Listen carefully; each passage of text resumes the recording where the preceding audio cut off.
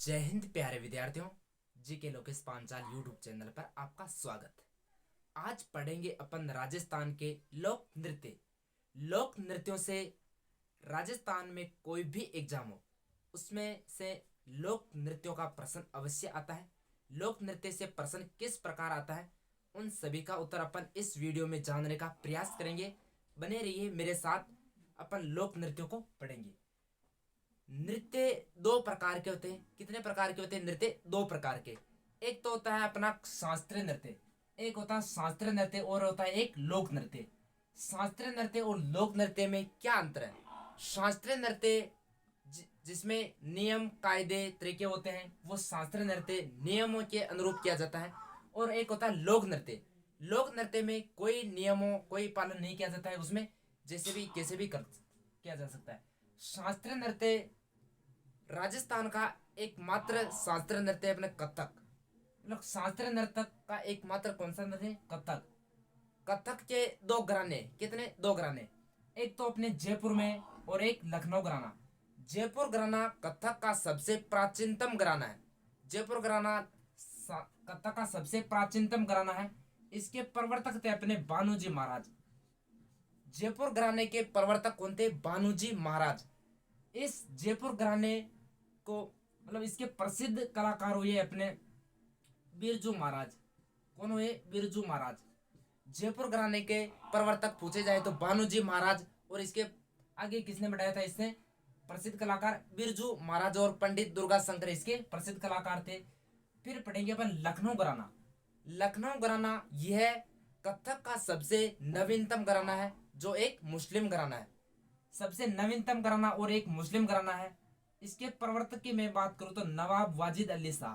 नवाब लखनऊ घराने के प्रवर्तक नवाब वाजिद अली शाह थे। यह कथक का सबसे नवीनतम घराना है। कथक का सबसे नवीनतम घराना कौन सा? लखनऊ घराना। और इसके प्रवर्तक नवाब वाजिद अली शाह, और यह एक मुस्लिम घराना है। ठीक है ना? तो एक शास्त्रीय नृत्य के बारे में अपने चर्चा की थी। कथक राजस्थान का एकमात्र शास्त्रीय नृत्य कौन सा हो जाएगा? कथक। कथक के कितने घराने? दो। एक जयपुर घराना और एक लखनऊ घराना। जयपुर घराना सबसे प्राचीनतम घराना है और लखनऊ घराना सबसे नवीनतम घराना, जो एक मुस्लिम घराना है। जयपुर घराने के प्रवर्तक बानूजी महाराज थे और लखनऊ घराने के प्रवर्तक थे नवाब वाजिद अली शाह। तो ये थे अपने शास्त्रीय नृत्य के बारे में। फिर पढ़ेंगे अपन लोक नृत्य। लोक नृत्य क्या होता है? जो लोकों में प्रचलित होता है, कहीं पर भी शादी विवाह कोई मनोरंजन वो तो वहां किया जाता है। लोक नृत्य को भी अपन अलग अलग भागों में बांट के पढ़ेंगे। जैसे एक हो जाएगा अपना क्षेत्र नृत्य। वह नृत्य जो केवल क्षेत्र विशेष में किया जाता है वो कौन सी श्रेणी में आ जाएगा? क्षेत्र नृत्य। एक होता है व्यवसायिक नृत्य। जिन नृत्यों को करके केवल और केवल पैसा कमाया जाता है वो कौन सी श्रेणी में आ जाएगा? व्यवसायिक नृत्य। एक होता है जातीय नृत्य। जो जातियों द्वारा नृत्य किया जाता है वो जातीय नृत्य हो जाएंगे। जनजातियां यानी कि जो नृत्य जनजातियों के द्वारा किया जाता है वो कौन सी श्रेणी में आ जाएगा? जनजातीय नृत्य। एक होता है अपना धार्मिक नृत्य, जो देवी देवताओं के मंदिरों में किया जाता है और जो धर्म से संबंधित होता है वो धार्मिक नृत्य हो जाएगा। अपन एक एक को विस्तार से पढ़ते जाएंगे, बने रहिए मेरे साथ। तो क्षेत्र नृत्य पढ़ेंगे। सबसे पहले कौन सा नृत्य पढ़ेंगे? क्षेत्र नृत्य। क्षेत्रीय नृत्य जो केवल क्षेत्र विशेष में किया जाने वाला नृत्य क्षेत्रीय नृत्य। जैसे कौन कौन से? जैसे बात करूं मैं ढोल नृत्य। कौन सा नृत्य? ढोल नृत्य। ढोल नृत्य जालोर में किया जाता है। जालोर एक क्षेत्र हो गया। तो ढोल नृत्य कहाँ किया जाता है? जालोर में किया जाता है। यह नृत्य पुरुष प्रधान नृत्य। कौन सा नृत्य है? पुरुष प्रधान। ढोल नृत्य केवल पुरुषों द्वारा किया जाता है, तो केवल पुरुष प्रधान नृत्य हो गया। और ये होली के अवसर पर किया जाता है। कब किया जाता है? होली के अवसर पर किया जाता है। और इस ढोल नृत्य को जय नारायण व्यास ने प्रोत्साहन दिया था, यानी आगे बढ़ाया था। जय नारायण व्यास खुद एक प्रसिद्ध नर्तक थे, ढोल नृत्य के प्रसिद्ध कलाकार थे। तो जय नारायण व्यास ने इसे आगे बढ़ाया। जय नारायण व्यास। ढोल नृत्य को आगे किसने बढ़ाया था? जय नारायण व्यास ने।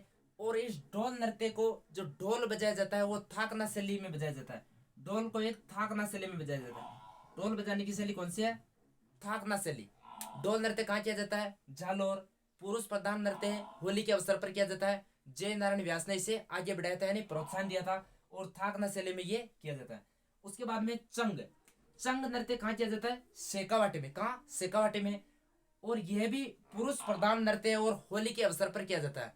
चंग नृत्य पुरुष प्रधान नृत्य है और होली के अवसर पर किया जाता है। पुरुष 4-5 पुरुष घेरा बनाकर चंग हाथ में चंग ले लेते हैं और घेरा मतलब घूमते हुए कौन सा नृत्य करते हैं? चंग नृत्य। कहाँ किया जाता है? शेखावाटी। शेखावाटी की बात करूं तो मैं चोरू सिकर झुंझुनू में किया जाने वाला नृत्य कौन सा? चंग नृत्य। उसके बाद में पढ़ेंगे पर घूमर नृत्य। घूमर नृत्य वैसे तो ये राजस्थान का स्टेट नृत्य है, पूरे राजस्थान में किया जाता है। फिर भी अपने राजस्थान में पूछा जाए तो मारवाड़ व जयपुर, मारवाड़ व जयपुर का प्रसिद्ध है कौन सा नृत्य? मारवाड़ व जयपुर में अधिकतर किया जाता है वाला नृत्य कौन सा? घूमर नृत्य। घूमर नृत्य यह महिला प्रधान नृत्य। कौन सा नृत्य है? महिला प्रधान नृत्य। तो घूमर नृत्य एक महिला प्रधान नृत्य हो जाएगा, ठीक है ना। अब घूमर नृत्य राजस्थान का राज्य नृत्य है। घूमर को क्या कहते हैं? राजस्थान का राज्य नृत्य है। इसे नृत्यों की आत्मा भी कहते हैं। यह सामंती नृत्य है, राजकीय नृत्य है, रजवाड़ी नृत्य है और नृत्यों का सिर मोर है। तो ये सभी की चीजें किसमें आ जाएगी? घूमर नृत्य में। तो घूमर नृत्य में क्या याद रखना? और घूमर नृत्य में एक विशेष इंपॉर्टेंट लाइन है, ये भेल जनजाति के द्वारा विकसित किया गया था। सबसे पहले घूमर को, ये राजस्थान कांस्टेबल में प्रश्न आया था, घूमर नृत्य का विकास किस जनजाति ने किया? तो भेल जनजाति के द्वारा सबसे पहले कौन सा नृत्य को प्रोत्साहित किया गया था, यानी कि विकास किया गया था? घूमर नृत्य का विकास।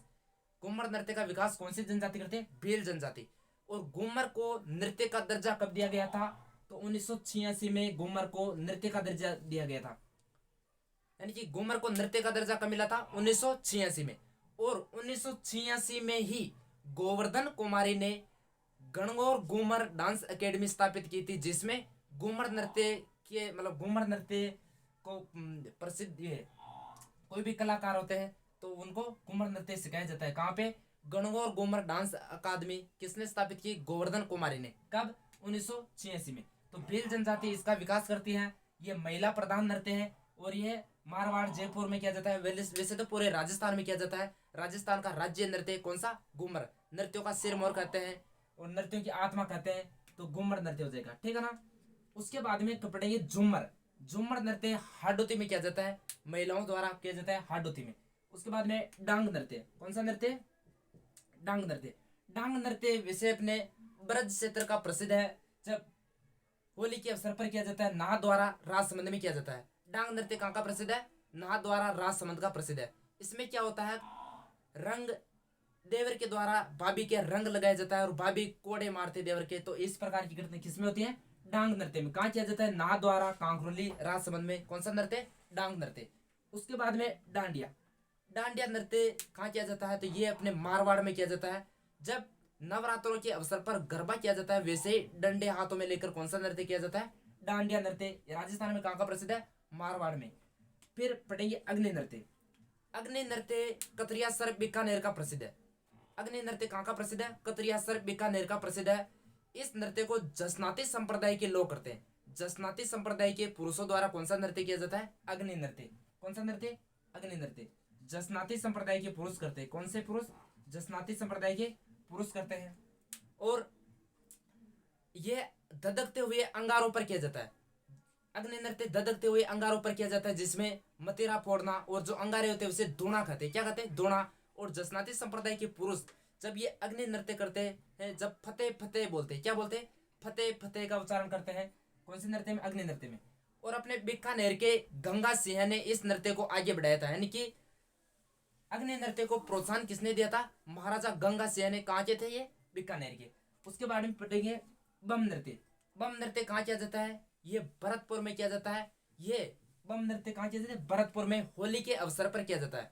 और इसमें ध्यान रखना, गुर्जर जाति के जो अविवाहित पुरुष होते हैं, अविवाहित लड़कों के द्वारा कौन सा नृत्य किया जाता है? बम नृत्य। बजाते हैं बम, गाते हैं रसिया। तो बम नृत्य कहाँ का हो जाएगा? भरतपुर का। उसके बाद में गिद्दड़ नृत्य।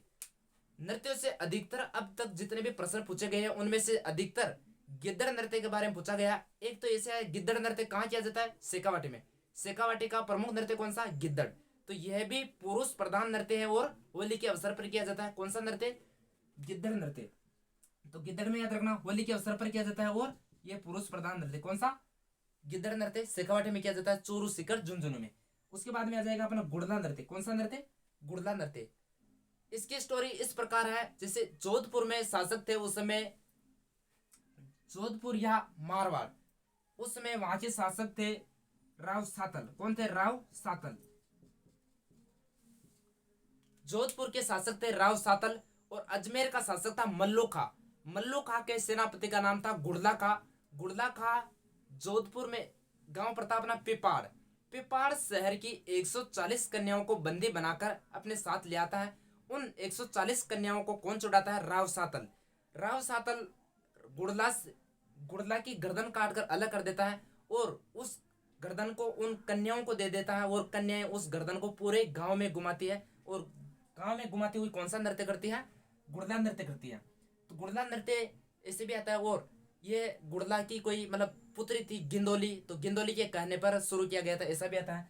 तो गुड़ला नृत्य फिर उस बार तो कर लिया, फिर बाद में इस नृत्य को याद रखने के लिए, मतलब आगे करने के लिए एक क्या करते हैं, एक एक छिद्रित मटका लेते हैं, और उस छिद्रित मटके में एक दीपक जलाया जाता है।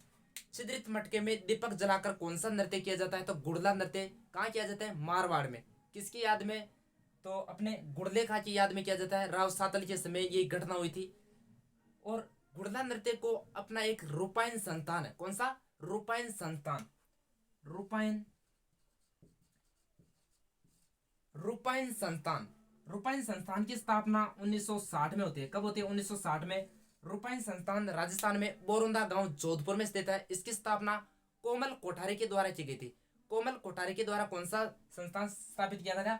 रूपायन संस्थान। गुड़ला नृत्य को प्रोत्साहन दिया था, यानी कि गुड़ला नृत्य को प्रोत्साहन कौन सा संस्थान दे रहा है? तो रूपायन संस्थान। रूपायन संस्थान बोरुंदा गांव जोधपुर में स्थापित है। इसकी स्थापना कोमल कोठारी के द्वारा 1960 में की गई थी। ठीक है ना, यहाँ तक याद रखना। उसके बाद में देखते हैं नाहर नृत्य। कौन सा नृत्य? नाहर नृत्य। नाहर नृत्य वैसे तो एक स्वांग है। क्या है? स्वांग है। पुरुष, 2-3 पुरुष होते हैं, उसमें रुई रुई धारण कर लेते हैं, उसमें नार एक सिंग लगा लेते हैं। तो ये नार नृत्य कहाँ किया जाता है? अपने मांडल भीलवाड़ा में। कहाँ किया जाता है? मांडल भीलवाड़ा में। याद रखना थोड़ा, भीलवाड़ा में ही मांडल गढ़ एक अलग है और मांडल अलग है। तो नाहर नृत्य कहाँ किया जाता है? मांडल भीलवाड़ा में। ये शाहजहां के समय प्रारंभ हुआ था। शाहजहां जब यहाँ आया था तब उसके समय प्रारंभ होता है।